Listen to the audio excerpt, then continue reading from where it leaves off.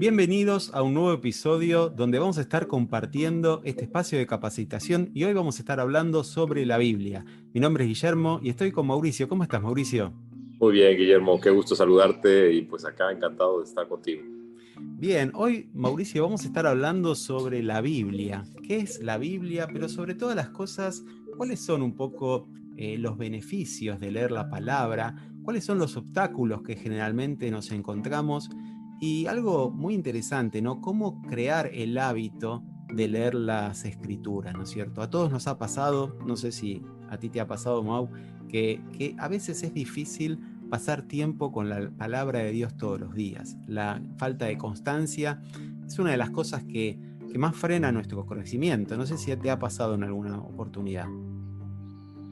Muchas veces, Guille, la verdad es que poner primero las cosas del reino de Dios y su justicia, como bien lo dijo Jesucristo ahí en Mateo 6:33, realmente ese es un reto de todos los días y todos los días tenemos una nueva oportunidad de volverlo a hacer. Eso es como lo veo y como me ha pasado a mí. Entonces, si ayer no tuve eso en primer lugar, hoy se renueva esa oportunidad y creo que eso es lo que tenemos que tener siempre presente, que diario se renueva esa oportunidad de volver a hacerlo. El día que ya lo dejé de hacer, no importa, tengo una semana que no pasé tiempo con Dios o no fue especial, pues tengo un nuevo día hoy y eso puede cambiar completamente. Entonces esa es como un poco la motivación que yo tengo, porque sí, luego cuando caigo en rutinas y dejo de hacer algo por una sola vez, tengo la tendencia como a desanimarme y ya no regresar a esa rutina. Me recuerdo de este pasaje y eso me ha ayudado mucho.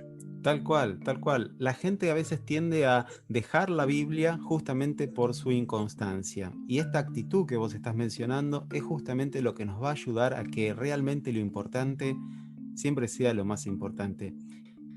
Nuestro compromiso con la palabra realmente es un reflejo de nuestro amor por Dios. Ya Él lo dice en Juan 14. Si alguien me ama, guardará mi palabra. Y mi Padre lo amará, vendremos a Él y haremos morada en Él. Así que, Mauricio, nuestra actitud con la palabra impacta de alguna manera nuestra relación con Dios. Obviamente, leer la palabra de Dios nos trae beneficios. Leer la palabra de Dios a mí me ha ayudado a conocer realmente cómo es Jesús. Uno llega quizá a la fe con una idea distorsionada de quién es Dios, cómo es Él, ¿no es cierto? ¿Cuál es la voluntad de Dios para nuestra vida? Y uno de los beneficios, Mauricio, que a mí me ha permitido leer la Biblia es justamente conocer a Jesús, ¿sí? A un verdadero Jesús. Y me he dado cuenta que tenía una imagen errónea de quién era Dios. Otro particularmente beneficio que he tenido fue que la palabra de Dios es como una fuente de entrenamiento. La palabra nos entrena para todas las obras buenas que Dios quiere presentarnos, ¿no? Oír la palabra de Dios de alguna forma aumenta nuestra fe, nos da sabiduría y fundamentalmente nos permite conocer cuál es la voluntad de Dios para nosotros. Totalmente de acuerdo, Guille. Ese pasaje de Juan 14 es uno de los que la he guardado en mi corazón, literalmente. Y es el contexto del siguiente capítulo 15, en donde Jesús no nada más dice que la guardes, sino que permanezcamos en Él, como una constante, que si no estamos con Él, nada podemos sacar bueno de nuestra vida y de nuestro ser. Y esa ha sido mi experiencia. El día que estoy desconectado de Jesucristo, no fluye la vida, no fluye lo bueno, no fluyen los buenos pensamientos, el discernimiento, que es una palabra grande en la Biblia, inclusive ahí en Hebreos capítulo 5 habla de la madurez, que quiere decir cuando discernimos correctamente entre lo bueno y lo malo. Entonces la palabra de Dios nos va a ayudar a tener esa sensibilidad, esos ojos abiertos, esos oídos abiertos para detectar lo que está bien para nuestra vida, para nuestra familia, para nuestro alrededor y lo que no está bien. Eso para mí ha sido algo que hacia en el día a día, el día que no hace tiempo con Cristo, donde permanezco en Él, y cuando sí lo pongo eso como prioridad y veo la diferencia. La he visto ya pues en el transcurso del tiempo que hemos estado caminando con Cristo, y por eso es que sigo con la motivación de hacerlo para mi propia vida y de aconsejarle a mi esposa, a mis hijos que también lo hagan, y a los que están a mi alrededor, porque es una necesidad, no es un hábito, un ritual, una cuestión religiosa que tenemos que hacer porque alguien nos los pidió, sino si Cristo se lo dijo en la tentación, ¿verdad? Cuando estaba ahí en Mateo 4, le dice al mismo Satanás en esa tentación que está teniendo: no solo de pan vivirá el hombre, sino de toda palabra que sale de la boca de Dios. Y eso es algo que él mismo está haciendo referencia a un pasaje del Antiguo Testamento que él lo hizo propio. Entonces, ¿cómo nosotros que no somos Jesucristo, que tenemos estas debilidades, estas tentaciones y que caemos en ellas, no vamos a tomar en cuenta este pasaje para nuestra vida? Tal cual, Mauricio. Y esos obstáculos que permanentemente nos impiden estar unidos a la palabra, permanecer en la palabra, forman parte de nuestra naturaleza humana. O sea, creo que todos, por nuestro pecado, tendemos como a distanciarnos de las Escrituras, ¿no es cierto? Y en la medida que Cristo va ganando cada vez más terreno en nuestro corazón, sin duda esas excusas empiezan a menguar, ¿no es cierto? Por eso es tan importante esto de empezar a identificar esas excusas para en Dios empezar a vencerlas. Generalmente muchas veces las personas dicen no tengo tiempo, ¿no es cierto? O no la entiendo, o me aburro, no la entiendo, entonces de alguna manera es como que tiendo a no leerla periódicamente. También a veces hay etapas en la vida donde uno tiene hijos pequeños, ¿no es cierto? Donde hay situaciones vinculadas al trabajo que nos llenan de estrés, ¿no es cierto? Las preocupaciones, la situación vinculada a las riquezas, ¿no es cierto? ¿Dónde pongo mi tesoro? Eso es de alguna manera algo que ordena un poco nuestras prioridades y hace que tengamos tiempo a aquellas cosas que realmente son importantes. A veces estas cosas que forman parte de nuestra vida son excusas que en cierta forma son como la punta de un iceberg, revelan un poco lo que hay en nuestro corazón, ¿no es cierto? Porque todos, por más atareados que estamos, quizá paramos para almorzar o paramos para ir al baño, ¿no es cierto? Entonces, ¿por qué a veces no hacemos una pausa en nuestro quehacer diario, ¿no? Para decir, bueno, es tiempo de buscar a Dios, es tiempo de ir a la palabra.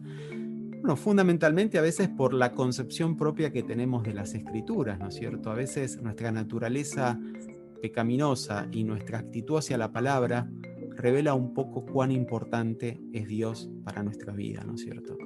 Así que es tiempo de empezar a meternos en la palabra, porque cuando la palabra se mete en nosotros, empieza a transformar nuestra vida. Y a medida que le damos a nuestra mente las escrituras, a medida que pasamos tiempo con la palabra, a mí me ha pasado como que el cuerpo te pide, ¿no? Es como que uno termina teniendo cada vez más sed, más intriga y más deseo de conocer a Dios. Otra cosa, obviamente, que nos perjudica como para entusiasmarnos con las escrituras es el mundo, ¿no es cierto? Vivimos en un mundo que está alejado de Dios y que tiende a arrastrarnos, ¿no es cierto? Tiende a llevarnos contracorriente, ¿no es cierto? Y obviamente las fuerzas del mal, como vos decías, Satanás va a hacer todo lo posible para que no te aferres a las escrituras, porque sabe que un cristiano cuando empieza a conocer la verdad nos hace libres, ¿no es cierto? Entonces, creo que estas cosas, tener claro de que cuando uno se pone como empeñado en descubrir las escrituras, empiezan a generarse ciertas resistencias propias de nuestra naturaleza. Esto, salir de la zona de confort donde estamos, no es sencilla, y también es una lucha espiritual que debemos enfrentar como cristianos. Totalmente, Guille. Y mira, el artículo que estamos haciendo mención ahí en la página de navegantes.org.mx, que se titula ¿Puede una hormiga comerse a un elefante? Me encantó la ilustración y las herramientas que se tienen. Es la cosa que tenemos que darnos cuenta. Tenemos ahora herramientas que no teníamos antes. Cuando empecé yo y leí la Biblia por primera vez toda en un año, fue hace 20 años, tenía solamente la Biblia, ¿verdad? Un libro, era Sí. incluso este mismo, todavía está viva. Esta es la Biblia que utilicé para poderlo hacer. Hoy día tenemos cantidad de herramientas para poderlo hacer. Ahora estoy guiándome en este que dice el estudio de la Biblia de un año cronológico, porque no lo había hecho así. Entonces, esta herramienta que está aquí disponible en la página web, pues no lo tenía antes, o era más difícil hacerlo por mis propias fuerzas o con el material que teníamos. Ahora es mucho más sencillo. Hay quienes me dicen, es que no estoy acostumbrado a leer. Bueno, pues ponle audiobiblia. Oye, es que quiero aprender otro idioma. Pues entonces lee la Biblia en ese otro idioma. Oye, es que no tengo mucho tiempo, pero puedes usar el tiempo de traslado. Bueno, ahorita que estamos encerrados no tanto, pero el tiempo que tienes ahora en tu casa, ¿cómo lo estás utilizando? Puedes hasta en video puedes ver las historias de la Biblia, así que no tenemos ya pretexto alguno para poder ver la Biblia, hasta en otra traducción puede ser, oye, la oí en Reina Valera, pero ahora lo quiero ver en nueva traducción viviente y hacer una comparación. Entonces ahora estoy encantado haciendo este programa cronológico, porque pues es una manera distinta de hacer este hábito del plan de leer la Biblia en un año con otra perspectiva. El año pasado fue libros completos. O sea, en lugar de saltarme, era yo, quiero leer Jeremías completo y estudiarlo y ver qué pasó, Isaías, el contexto, dónde estaba ubicado. Por eso ahora quiero ver esto en la cronología, ubicando qué fue primero, cómo se entrelazan, ¿verdad?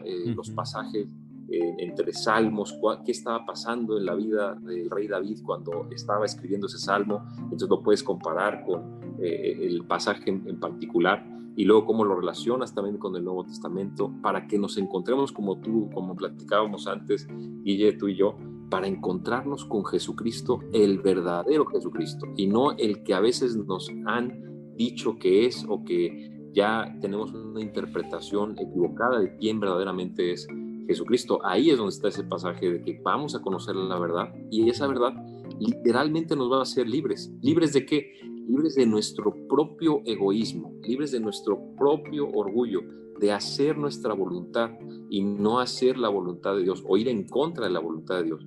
Yo me he encontrado en mi vida haciendo mi voluntad y no la voluntad de Dios. No se lo recomiendo a nadie de los que nos estén escuchando en su vida.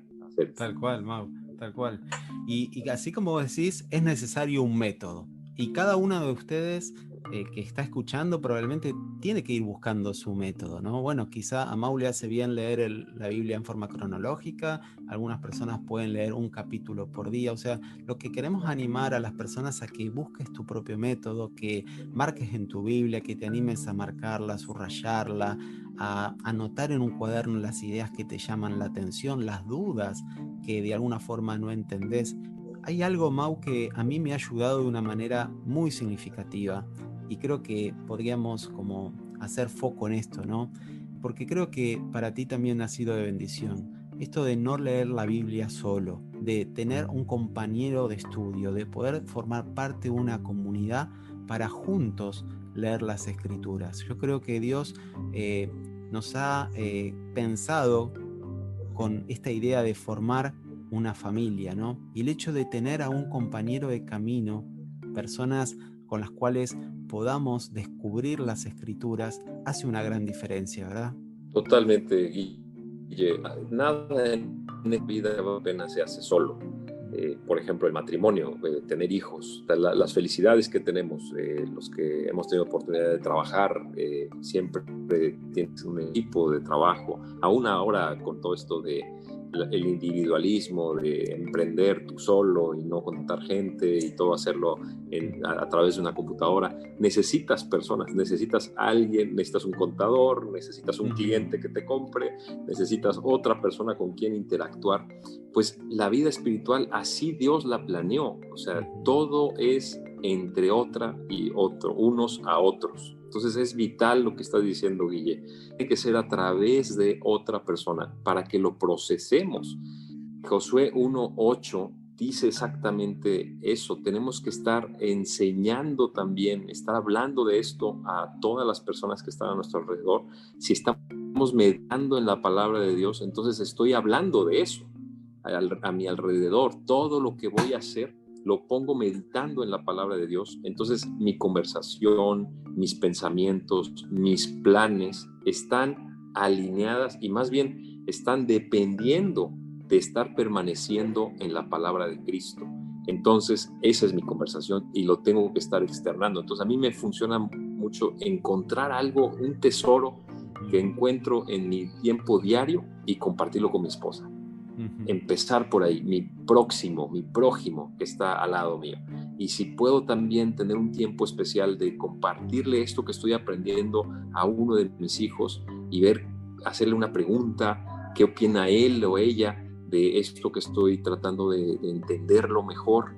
En lugar de, ahora les voy a enseñar, siéntense, yo les voy a decir lo que ustedes tienen que aprender, es lo que yo estoy aprendiendo, cómo se los puedo transmitir y cómo también puedo aprovechar de la experiencia de mi hijo, de mi hija, de mi esposa, de un amigo, de un colaborador, para que ellos me den su perspectiva, su punto de vista de este tesoro que yo apenas estoy quitándole, ¿verdad? Había un diamante ahí, pero estoy quitándole la basura a toda la piedra que estaba ahí para encontrar ese diamante. Necesitamos siempre de otras perspectivas, otras personas que nos dan con su experiencia, aún personas que todavía no son creyentes.